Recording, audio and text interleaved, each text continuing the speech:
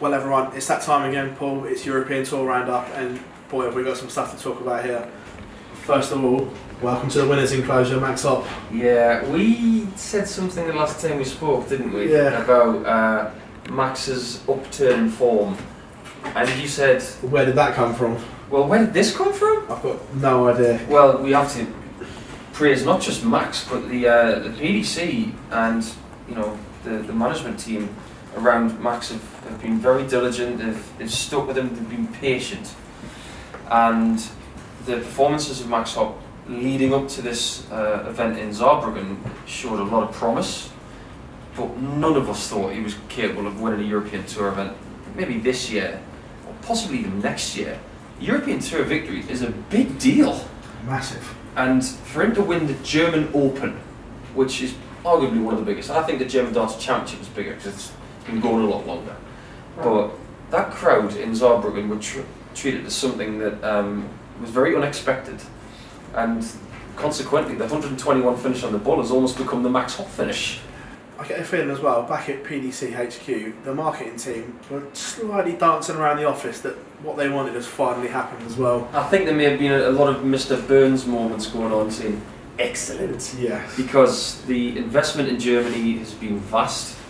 You know, PDC Europe, fronted by the likes of Sebastian Mayer, Thorsten Brock and Werner von Moltke, who are all German. They have, you know, had a lot of host nation qualifiers over the years who do quite well. You know, Martin Schindler's made a quarter-final in Austria last year. Max Hopp making the first semi-final appearance, but then making his first final, then actually winning it. He didn't win it the easy way either. He took out Benito van der Pas on the Sunday afternoon. He then took out Peter Wright. He then took out the world champion. And then in the final, he took out Michael Smith, who everybody thought was going to win that tournament. Even he thought he was going to win. And he just found bullseyes, and what a way to do it. Unbelievable, especially the fact that Michael Smith had set the shot up as well, looking like, yeah, I'm going to get a go at this. No.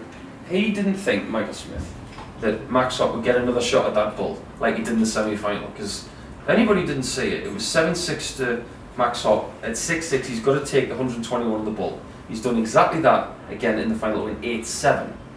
It's just a good job that they lengthened the format, isn't it? Because otherwise it would have been Michael Smith's title. Yeah, unbelievable. I say, I'm just pleased for him more than anything. You could see the relief on his face was there. Well, it's joy as well, you know. It was his day. He was allowed to have his day. And I went up to Max the following week and I said, congratulations on doing something that a lot of us have not been able to do. And he just smiled. And that's the way it should be when you're congratulated with a title. The entire country is going to be in his corner for quite a few events now, because he's going to guarantee himself the World Championships, possibly the Grand Slam. That's not assured yet.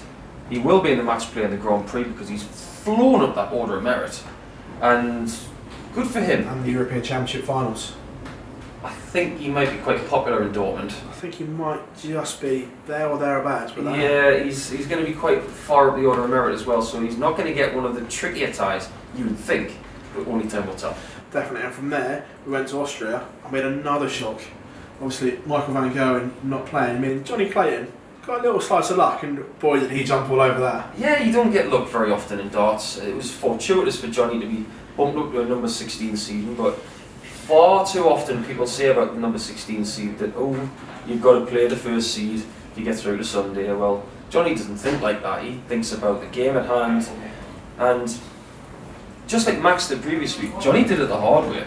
Yeah. He had to take out Mensah Suljovic in the semi-finals, and that crowd, believe me when I say this is not me over-embellishing at all. It's the loudest, most vociferous European Tour crowd I've ever seen. Even worse than the one before with Max Hopp. There were less people in that crowd, but it sounded twice as loud. I was commentating with Dan Dawson and Rob Malarkey that day, and we just had these little things on the back of our necks standing up. It was unbelievable. We thought, there's no way that anyone's going to beat Suljovic. It can't be done. The way he was playing, the way the crowd were, he was getting whistles on his opponent's throws and everything. Johnny Clayton got over that, and he was too good for Gezi in the final. I was at an all-Welsh final as well, which for Welsh darts is on the up as well at the moment. It's like buses, aren't they? You know, you can't get a Welsh finalist, then you get two at once. Really pleased for Gerwyn Price. Showed amazing grit against Rob Cross. to beat him. What a performance. I thought Gerwyn Price in that event was great. But ultimately, just running out of a little bit of steam.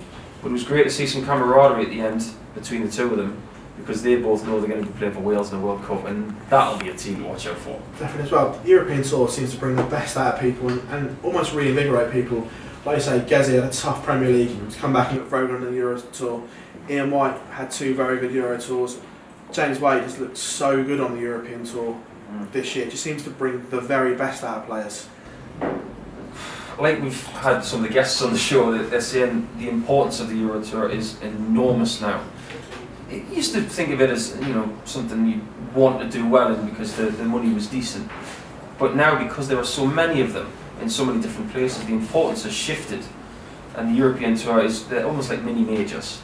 And we've got to say that Johnny Clayton and Max Hopp are mini major champions now.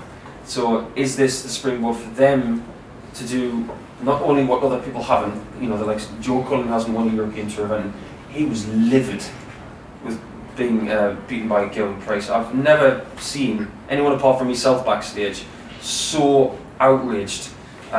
He felt like that was his to win, but ultimately that will make Joe even stronger. But so important, these European Tours. So much money on offer, so many ranking points, so much guaranteed money if you can get yourself seeded, like Johnny Clayton's going to be now, and like Max Hopp probably will be. I just want them to go to different places. You know, we're going to Copenhagen later in the year. I've had a little whisper that other places are being looked at, so watch this space.